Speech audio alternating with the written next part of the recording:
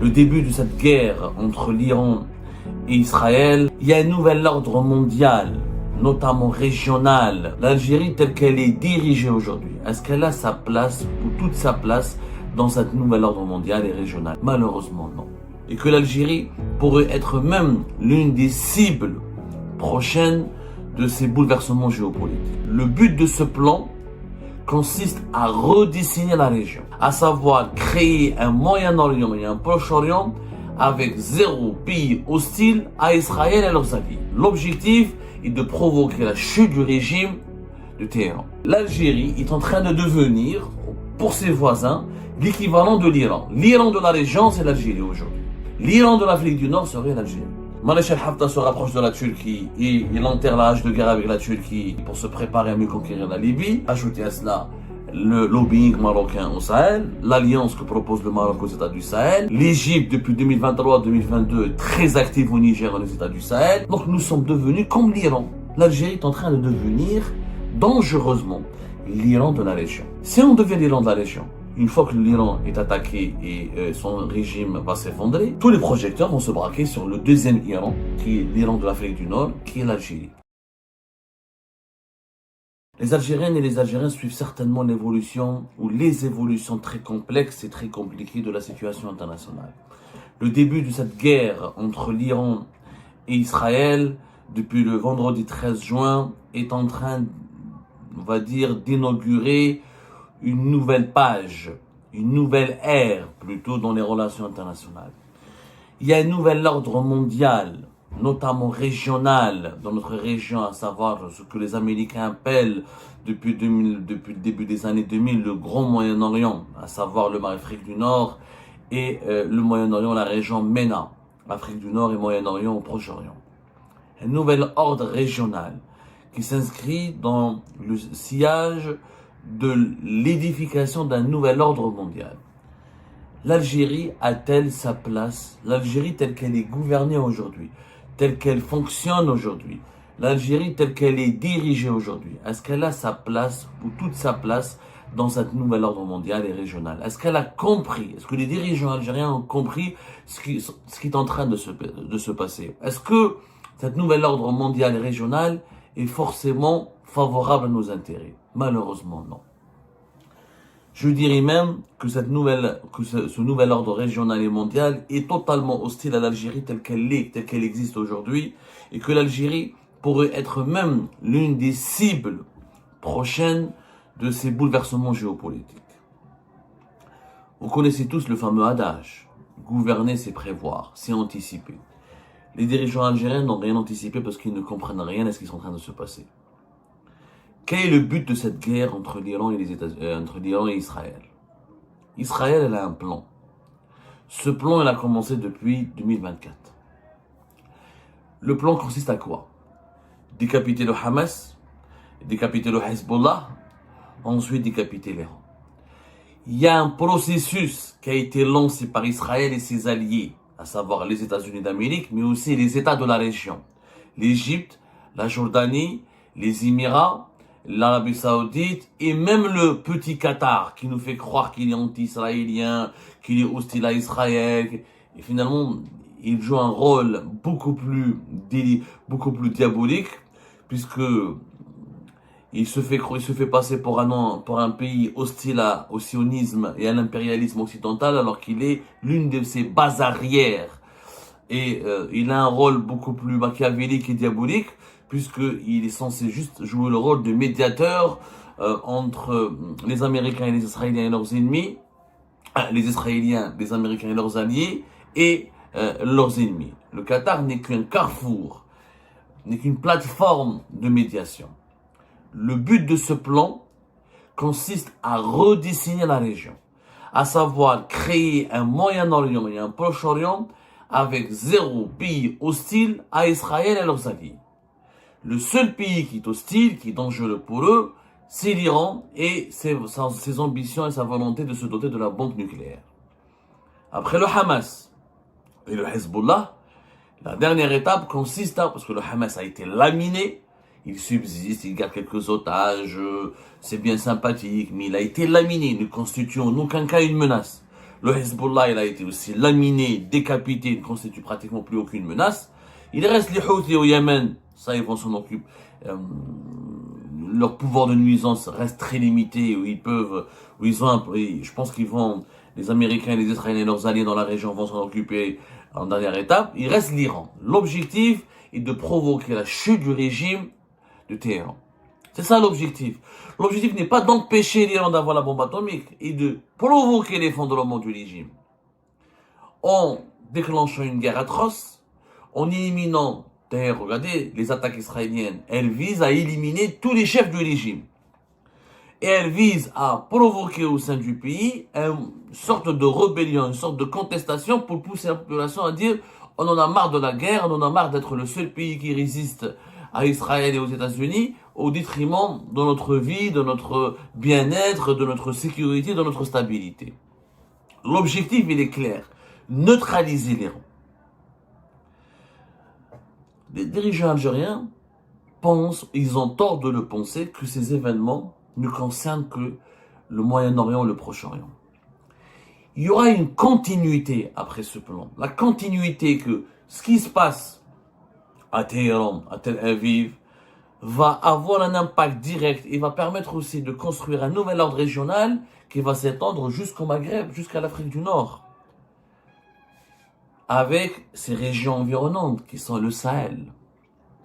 Il y a eu quelques événements qui se sont déroulés ces derniers temps et qui n'ont pas été relevés par les médias algériens, ni commentés par les autorités algériennes, ou qui ont été dissimulés. On va dire que les dirigeants algériens, les actuels dirigeants algériens, ont fait semblant d'ignorer ces événements-là. Israël a des alliés. Les alliés d'Israël, il y a des alliés qui sont déclarés et des alliés qui sont discrets. Les alliés déclarés d'Israël sont naturellement les États-Unis d'Amérique et les pays occidentaux.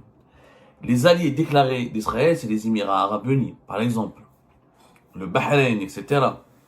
Les alliés discrets d'Israël sont l'Égypte et la Jordanie. L'Égypte et la Jordanie se réjouissent de ce qui se passe en Iran. L'Arabie Saoudite est un allié discret. L'Arabie Saoudite, elle est tentée de normaliser ses relations avec Israël depuis 2023. L'effondrement du régime iranien va rassurer tous les pays de la région qui se sentent menacés par l'Iran. L'Arabie Saoudite, les Émirats, le Koweït, Bahreïn, y compris l'Égypte, y compris la Jordanie, une partie de l'Irak qui voit en Iran une puissance régionale qui va avoir une expansion, qui va imposer son influence sur les pays des voisins, qui va imposer une certaine emprise et qui va s'ingérer dans les affaires des pays voisins et qui va reconstituer l'empire perse. Les régions, les monarchies du Golfe jusqu'à l'Égypte ou la Jordanie ont peur de cette influence, de cette volonté iranienne de reconstituer l'empire perse. Donc l'effondrement de Téhéran, du régime de Téhéran, est une demande, une revendication, est un souhait, est un projet auquel adhèrent tous les pays de la région. Il faut savoir qu'Israël a des alliances avec tous ces pays-là. Aujourd'hui, quand les peuples simples mortels pensent qu'Israël est un acteur isolé, totalement isolé, et qu'il n'y a que des ennemis dans sa région, c'est complètement fou. La politique, le plan israélien a gagné l'adhésion de tous les États de la région. En Afrique du Nord, avec l'Égypte, Israël a des alliés à travers les Émirats arabes unis et le Maroc, avec lequel elle a normalisé ses relations, avec lequel elle a un partenariat militaire poussé. Partenariat militaire très poussé. En Afrique du Nord, il s'est passé quelques événements très importants. Le 4 avril 2025, le fils du maréchal Haftar, à la surprise générale, il a été accueilli, on lui a déroulé le tapis rouge à Ankara en Turquie. Le fils du maréchal Haftar, il arrive en Turquie. Alors que la Turquie a toujours soutenu le groupe de Tripoli et qu'elle avait intervenu militairement entre 2020 et 2021 pour empêcher le maréchal Haftar de s'emparer de Tripoli. Elle avait intervenu militairement pour repousser les attaques de l'armée de maréchal Haftar.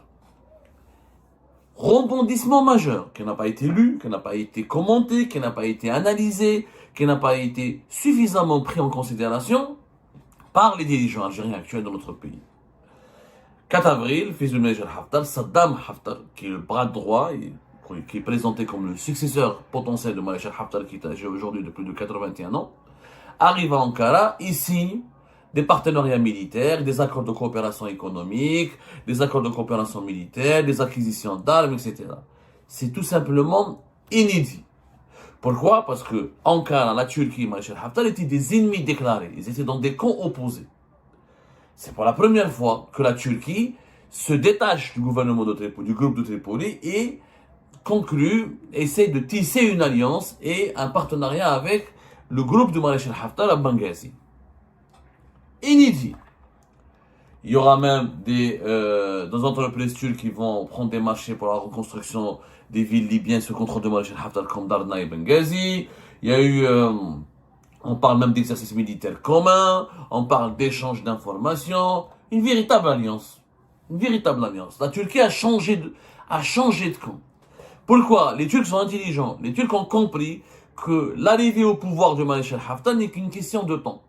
Soutenu par l'Égypte, les Émirats, la France, les États-Unis, la Russie, les Turcs ont compris que le groupe de Tripoli, mais à part l'Algérie elle-même, et un peu l'Italie, elle n'a pas d'intérêt, c'est un groupe de perdants. Tôt ou tard, le Maréchal Haftar contrôle la majeure partie du territoire libyen et que ses avancées depuis 2021 sont importantes.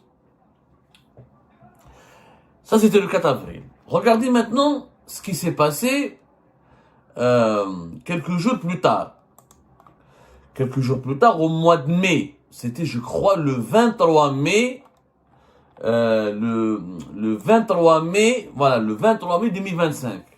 Le même Saddam Haftar, après avoir séjourné en Turquie, il part où? Il part au Niger.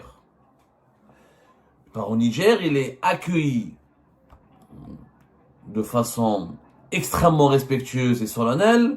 Au Niger, alors qu'il conduisait une délégation libyenne importante, il a rencontré tous les dirigeants importants à Niamey. Et à Niamey, on a parlé d'une haute délégation de l'état-major de l'armée du maréchal Haftar pour inaugurer une nouvelle ère dans le renforcement des liens entre Niamey et Benghazi, des projets, des accords en matière de sécurité et de lutte contre le terrorisme, des actions militaires communes.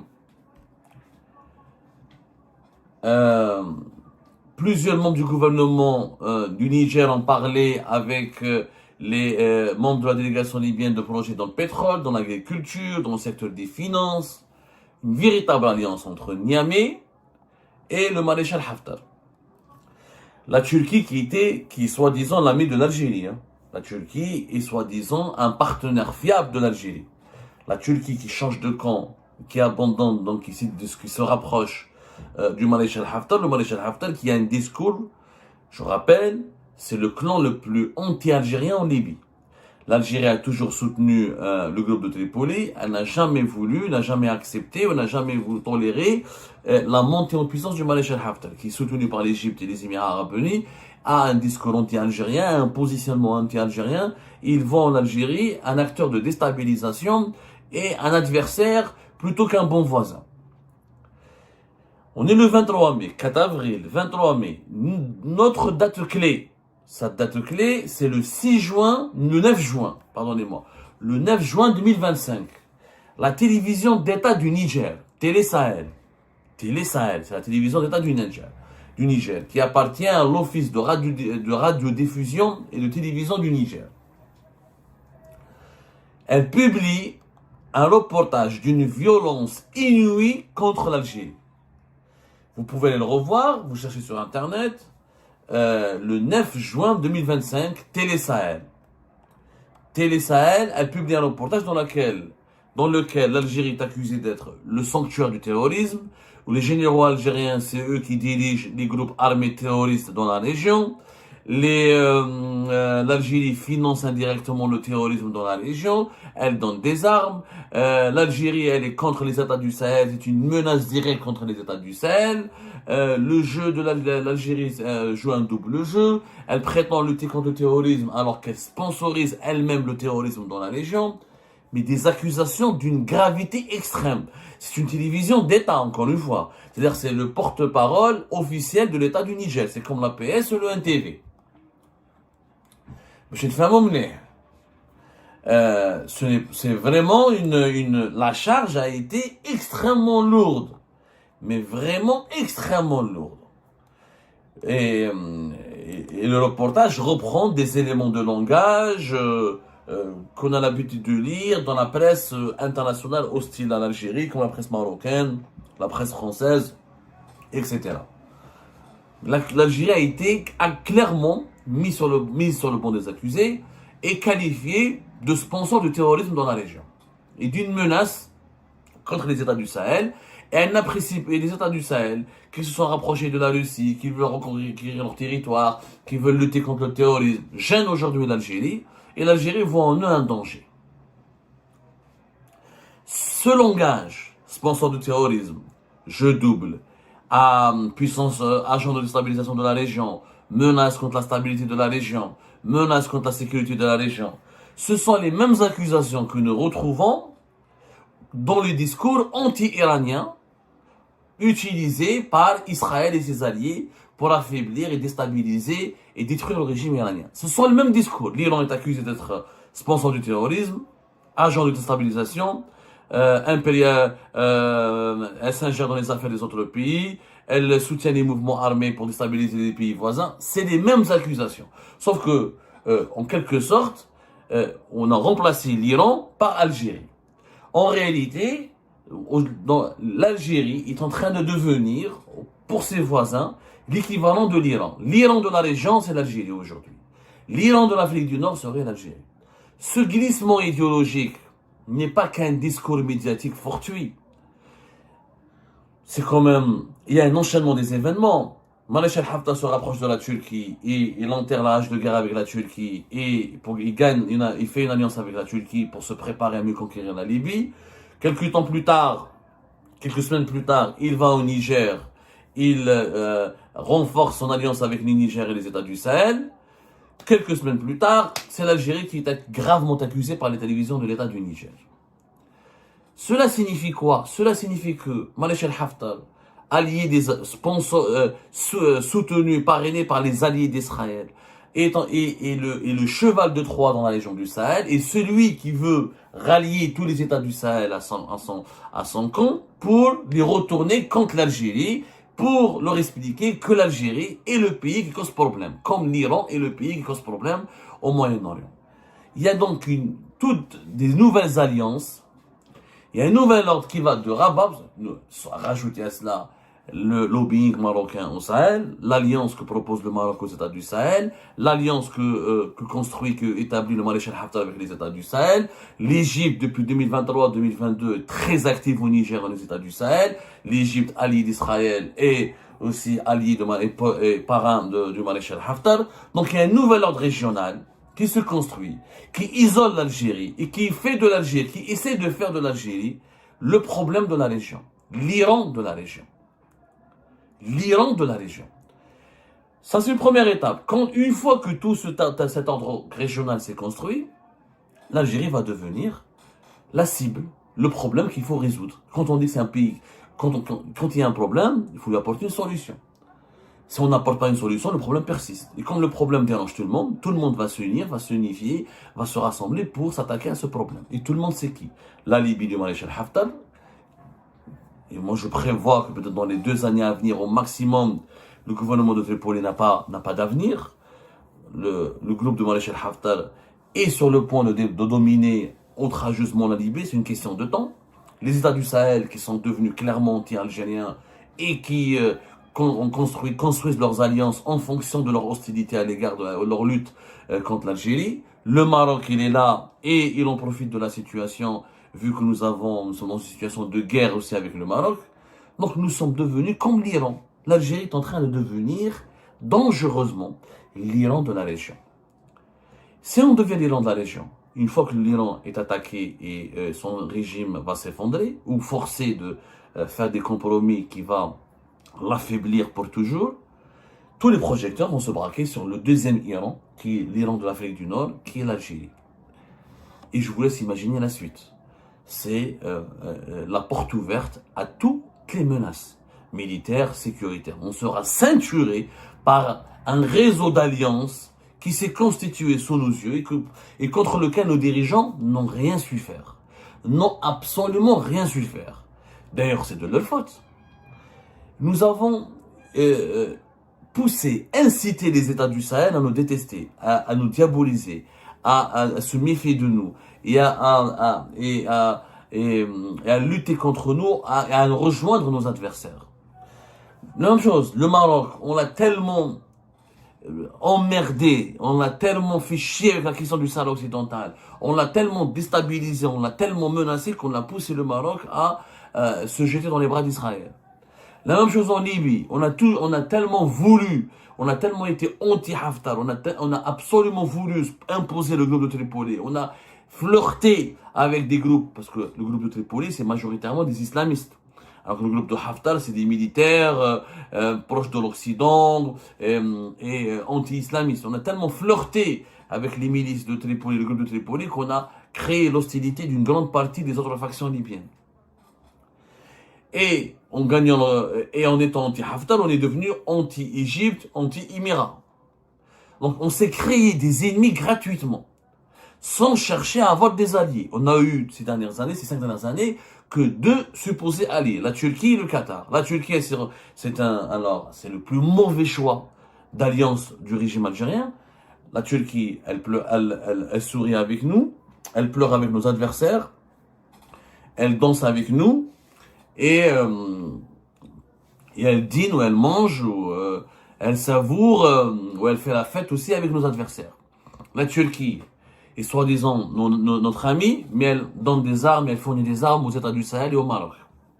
La Turquie est supposément notre amie, mais elle a décidé de faire une alliance avec le maréchal Haftar et notre adversaire. Le Qatar, n'en parlons pas. Le Qatar, qu'est-ce qu'il peut faire? Le Qatar, demain, il est anti-israélien. Le lendemain, il accueille les délégations israéliennes pour les négociations. Demain, il est contre le discours de Donald Trump. Le lendemain, il offre un avion à Donald Trump. Il drague Donald Trump. Il drague l'Amérique parce que l'Amérique est son véritable protecteur. Nous n'avons plus d'alliance avec la Russie. La Russie qui nous a abandonnés clairement et qui est dans le camp des adversaires de l'Algérie, à savoir les Émirats, l'Égypte, le maréchal Haftar, les États du Sahel. La Chine qui se désintéresse totalement de nous, parce qu'elle n'a plus de projet d'investissement, elle n'a plus de grands enjeux financiers en Algérie, donc elle n'a pas d'intérêt à protéger ou à s'impliquer ou à s'allier avec l'Algérie, parce qu'elle n'a plus d'enjeux financiers. On a tout donné aux Turcs et aux Qataris. Les Qataris et les Turcs ont un double jeu à notre égard. Nous sommes dans une situation extrêmement explosive. Je vous remercie toutes et tous sans exception comme d'habitude pour avoir suivi les vidéos jusqu'à la fin et toutes nos vidéos. Je vous remercie pour vos commentaires et pour vos réactions. N'oubliez pas de nous laisser des commentaires sur le sujet de cette vidéo et aussi de vous abonner à la chaîne si vous n'êtes pas encore abonné. Donc voilà, je vous remercie encore pour votre soutien à la chaîne, pour vos abonnements et pour toutes vos réactions et pour vos commentaires très diversifiés. Et j'espère pouvoir toujours être à la hauteur de vos expectations. Donc voilà, merci encore une fois et à la prochaine dans une nouvelle vidéo. Au revoir.